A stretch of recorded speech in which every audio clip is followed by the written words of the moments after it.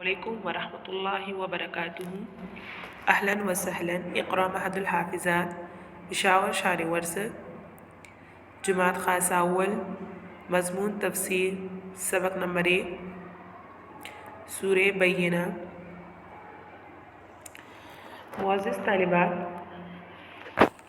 آج سے ہمارا آن لائن کلاسز کا سلسلہ پھر سے شروع ہو گیا۔ پیارے بچوں، جو کچھ آپ لوگوں کو پڑھایا جاتا ہے اس کو غور سے سنیں، اور جو کچھ روزانہ کی بنیاد پر آپ لوگوں کو پڑھایا جاتا ہے اس کو اچھی طرح سے یاد کیا کریں۔ اور آج ہم جو ہے وہ تفسیر کا پڑھیں گے، تو تفسیر آج ہم شروع کریں گے سورہ بینہ سے۔ اما پارہ ہے اور سورہ بینہ سے ہم پڑھیں گے۔ تو سبق شروع کرنے سے پہلے یہ دعا پڑھ لیں: رب یسر علینا ھذا الکتاب ولا تعسر علینا ھذا الکتاب وتممہ لنا بالخیر یا فتاح یا فتاح یا فتاح وبک نستعین۔ بسم اللہ الرحمن الرحیم۔ آج ہم اپنا سبق شروع کرتے ہیں۔ سورہ بینہ پڑھیں گے۔ سورہ بینہ میں پہلے لغات کو دیکھیں۔ اس صورت میں جو ہے لغات اہل الکتاب اس کا معنی ہے کتاب والے، اور قرآن پاک کی اصطلاح میں اہل کتاب کے مصداق یعنی اہل کتاب کون لوگ ہیں، تو اس کے مصداق جو ہے وہ صرف یہود اور نصارہ ہوتے ہیں۔ یعنی اہل کتاب جو ہے یہ یہود اور نصارہ کو کہا جاتا ہے۔ پھر اس کے بعد جو ہے منفکین، تو یہ اسم فاعل کا صیغہ ہے، انفکاک سے ہے، اور اس کا معنی ہے جدا ہونا، اور یہ باب نصرہ سے بمعنی چھڑانا آتا ہے۔ بینہ حتی تأتیہم البینہ، بینہ واضح دلیل کو کہا جاتا ہے، اور اس کا مذکر جو ہے بین آتا ہے اور جمع اس کی بینات۔ بان بیانا تبیانا، باب ضرب سے بمعنی ظاہر ہونا، واضح ہونا کے معنی میں آتا ہے۔ اس کے بعد ہے یتلو صحفا مطہرہ، یتلو تلاوتاً، یہ مصدر ہے بمعنی تلاوت کرنا، پڑھنا، اور یہ باب نصرہ سے تلون بمعنی پیچھے چلنا آتا ہے۔ فیہا کتب قیمہ، قیمہ یہ صفت کا صیغہ ہے بمعنی سچی اور ٹھیک۔ وما تفرق الذین، تفرق الذین میں تفرقا بمعنی جدا ہونا، فرق یفرق، تو یہ باب ضرب سے بھی آتا ہے اور باب نصرہ سے بھی آتا ہے بمعنی جدا کرنا۔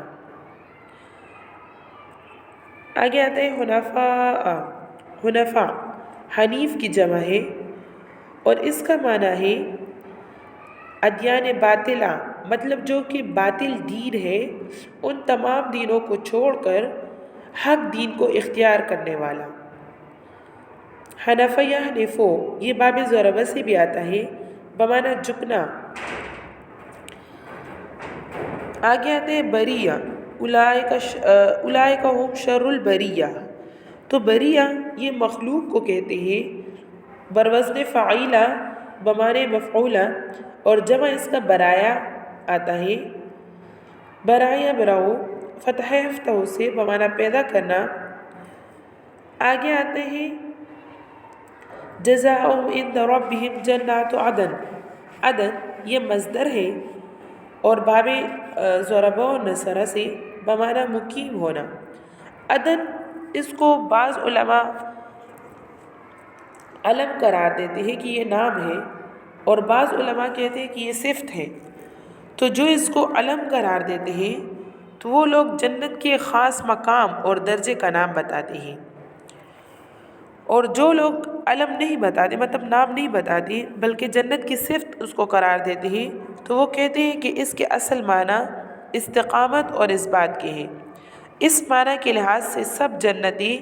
یہ جنات عدن ہیں۔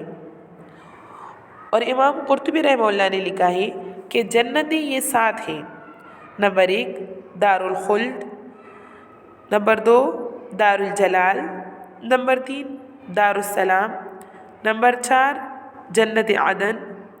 نمبر 5 جنت مأوا، نمبر 6 جنت نعیم اور نمبر 7 جنت الفردوس۔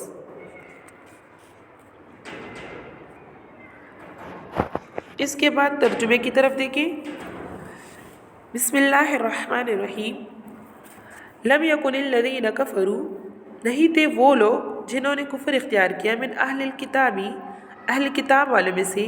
والمشرکین اور مشرکین میں سے، منفکین باز آنے والے، حتی تأتیہم البینہ، یہاں تک کہ ان کے پاس واضح دلیل آ جائے، رسول من اللہ، یعنی اللہ کا رسول ہے، یتلو صحفا مطہرہ، جو کہ تلاوت کرتے ہیں ان پر، صحفا مطہرہ پاک صحیفے، فیہا کتب قیمہ، کہ اس میں درست مضامین ہو، وما تفرق الذین، اور تفریق نہیں ڈالی، اختلاف نہیں کیا ان لوگوں نے، اوت الکتابہ، جن کو کتاب دی گئی، الا من بعد ما جاءتهم البینہ، مگر وہ کہ ان کے پاس، مگر من بعد الا من بعد، مگر یہ کہ اس کے بعد ما جاءتهم البینہ، نہیں آئے ان کے پاس کوئی واضح دلیل، وما امروا الا لیعبدوا اللہ،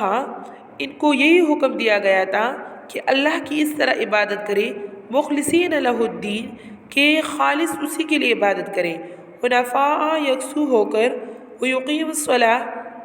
اور نماز کی پابندی کرے، ویؤت الزکاۃ، اور زکوٰۃ دیا کرے، وذالک دین القیمہ، اور یہی مستحکم دین ہے، ان الذین کفروا، بے شک وہ لوگ جو کافر تھے، من اہل الکتابی، اہل کتاب والوں میں سے، والمشرکین اور مشرکین میں سے، فی نار جہنم، جہنم کی آگ میں، خالدین فیہا، ہمیشہ ہوں گے اس میں، اولئک ہم شر البریہ، وہی بدترین لوگ ہیں، بدترین مخلوق ہے، ان الذین آمنوا، بے شک وہ لوگ جو ایمان لائے، وعملوا الصالحات، اور نیک اعمال کیے،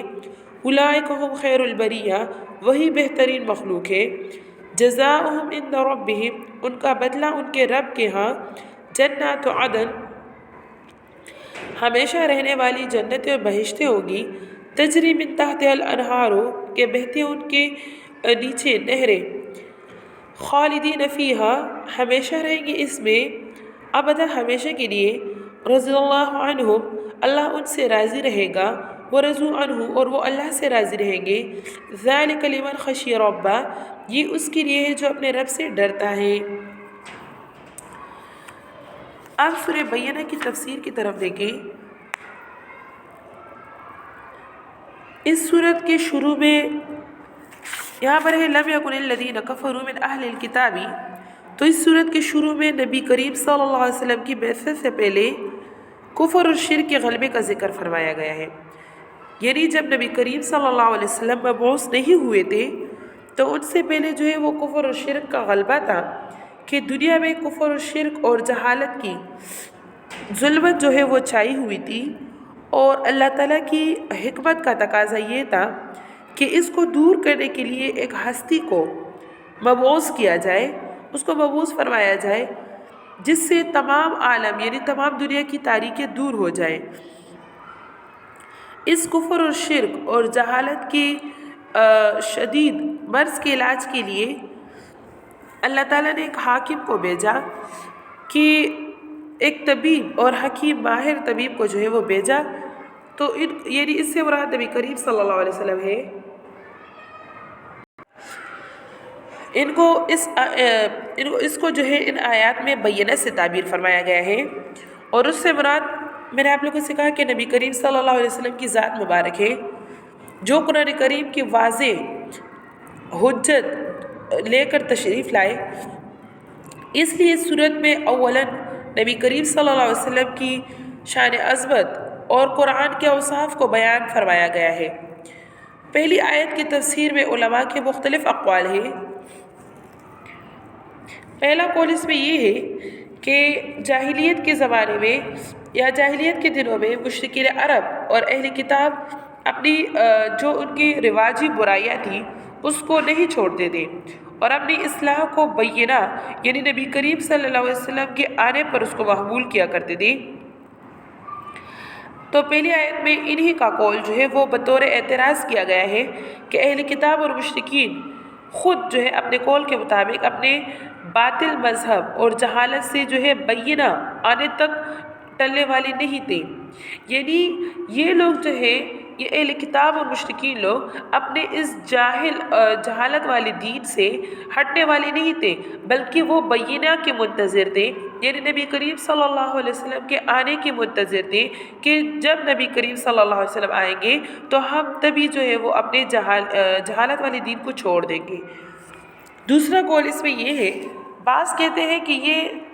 بطور تعریض نہیں، اعتراض کے نہیں، بلکہ اللہ تعالیٰ کا خود ارشاد ہے کہ کفار اہل کتاب اور مشرکین اتنے ضدی ہے کہ وہ باز نہیں آتے، حتیٰ کہ یہ کھلی ہوئی دلیل بھی ان کے سامنے آ گئی ہے، پھر بھی یہ باطل ہی پر جو ہے وہ مضبوط جمے ہوئے ہیں۔ تیسرا قول اس میں یہ ہے، بعض علماء کہتے ہیں کہ آیت کا مطلب یہ ہے کہ کفار دنیا سے جدا ہونے والے نہیں ہیں جب تک کہ ان کے پاس بینہ اور واضح دلیل نہ آ جائے، یعنی موت سے پہلے پہلے ان پر حق واضح ہو جاتا ہے۔ پھر آگے فرماتے ہیں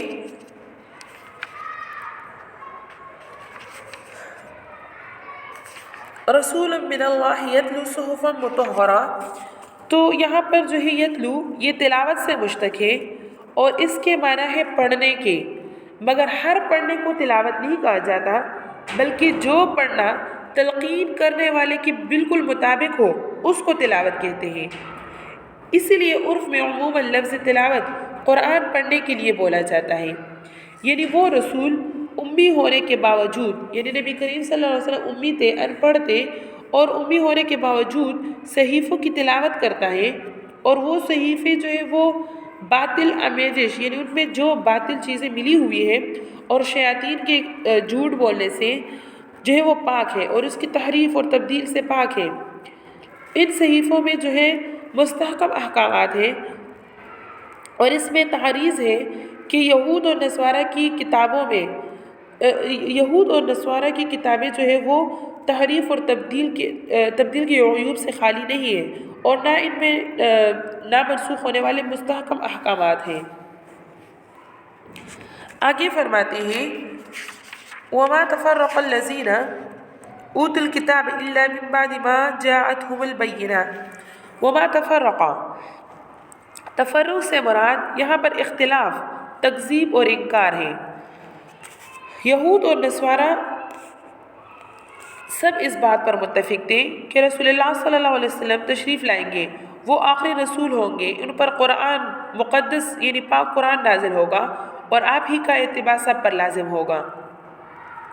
اور جب کبھی مشرکین سے مقابلہ ہوتا تو وہ آنے والے نبی آخر الزمان صلی اللہ علیہ وسلم کے واسطے سے اپنی فتح مانگتے تھے، یعنی دعا کرتے تھے کہ نبی آخر الزمان صلی اللہ علیہ وسلم کی برکت سے ہمیں فتح نصیب فرما۔ نیز مشرکین سے کہا کرتے تھے کہ تم ہم سے مقابلہ کرنے کی جرت کرتے ہو، مگر ان قریب ایک ایسے رسول آنے والے ہیں جو تم کو ختم کر دیں گے، تمہیں زیر کر دیں گے، اور ہم چونکہ ان کے ساتھ ہوں گے تو وہ ہماری فتح ہوگی۔ تو حاصل یہ ہوا کہ نبی کریم صلی اللہ علیہ وسلم کی بعثت سے پہلے تو تمام اہل کتاب آپ کی نبوت اور رسالت پر متفق تھے، لیکن نبی کریم صلی اللہ علیہ وسلم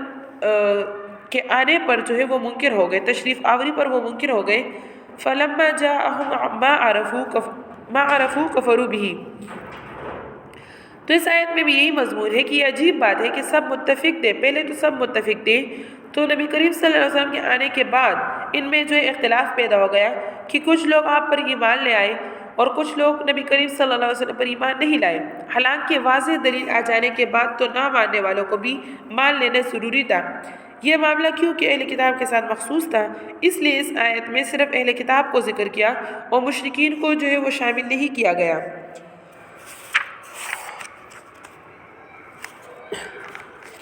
اب یہاں پر جو ہے جاءتہم البینہ الا من بعد ما جاءتہم البینہ، تو بینہ جو ہے وہ کسے کہا جاتا ہے؟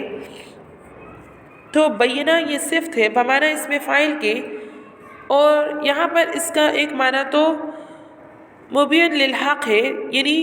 حق کو جو ہے واضح کرنا، یا وہ دلیل جو دعوے کو ثابت کر دے۔ دوسرا معنی اس کا وہ دلیل جو دعوے کو ثابت کر دے۔ تو اس مقام پر اس سے ایسی کھلی ہوئی حقیقت اور ایسی روشن دلیل مراد ہے جو حق اور باطل میں جو ہے وہ امتیاز پیدا کر دے، اور وہ ہے نبی کریم صلی اللہ علیہ وسلم کی ذات بابرکت، کیونکہ یہاں خود رسول من اللہ صلی اللہ علیہ وسلم سے اس کا بیان موجود ہے۔ آگے یہاں پر جو ہے فرماتے ہیں، آگے آیت میں فرماتے ہیں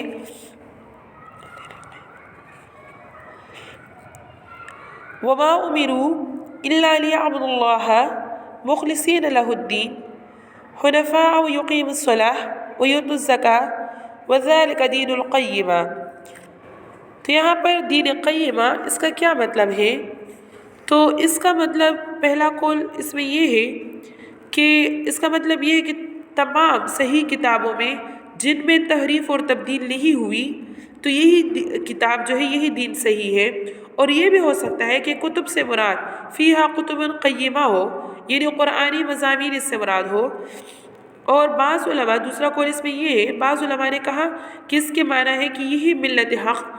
یہی ملت جو ہے وہ حق اور شریعت مستقیمہ ہے، یعنی صحیح شریعت ہے، اس سے مراد یہ ہے۔ اور ان الذین کفروا،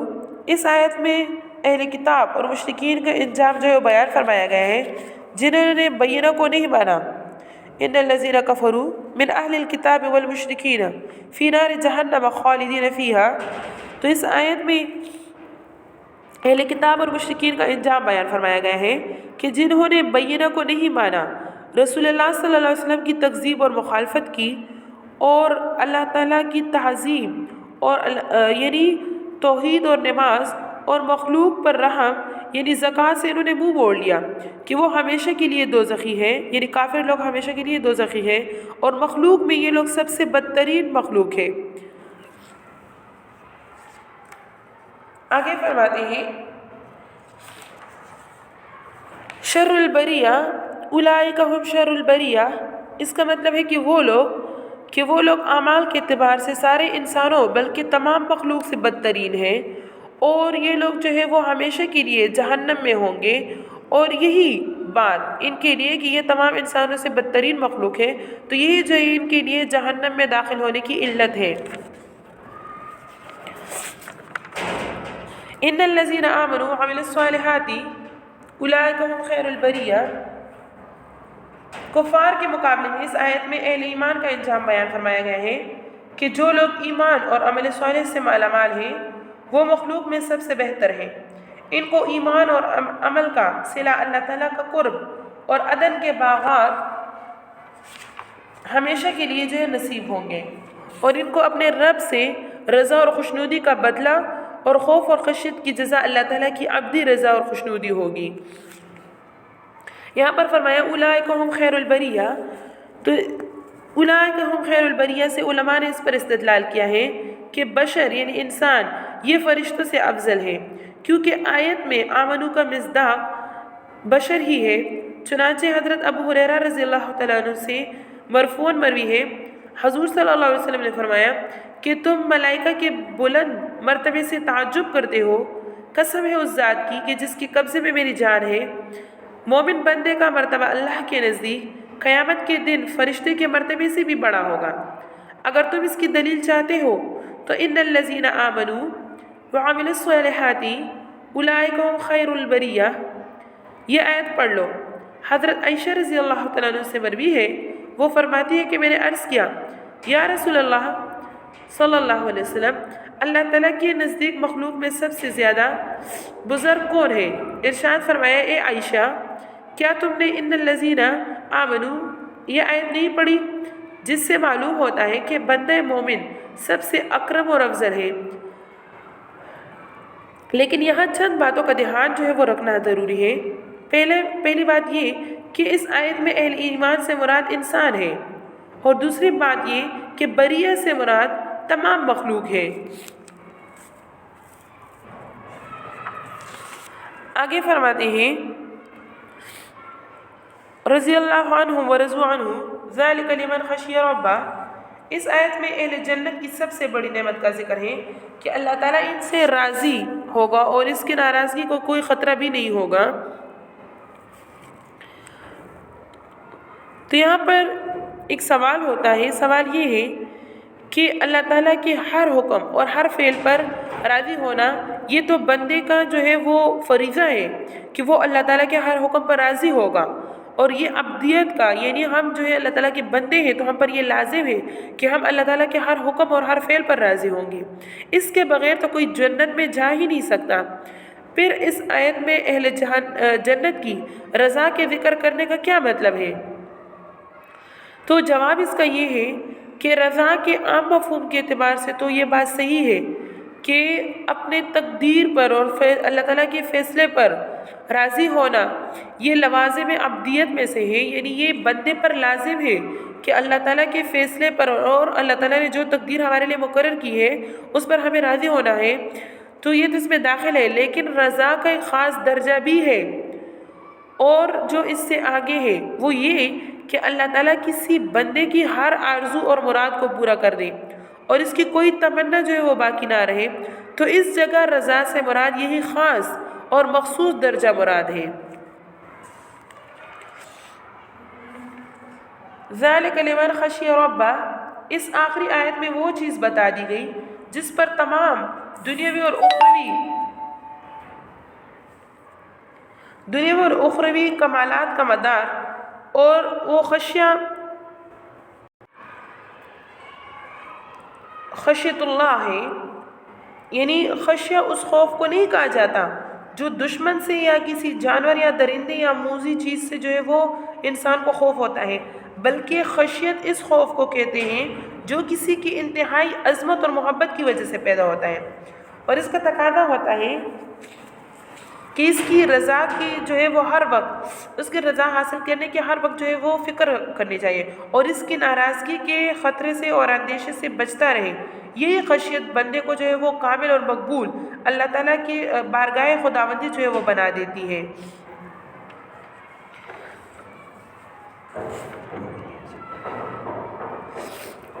صدق اللہ العظیم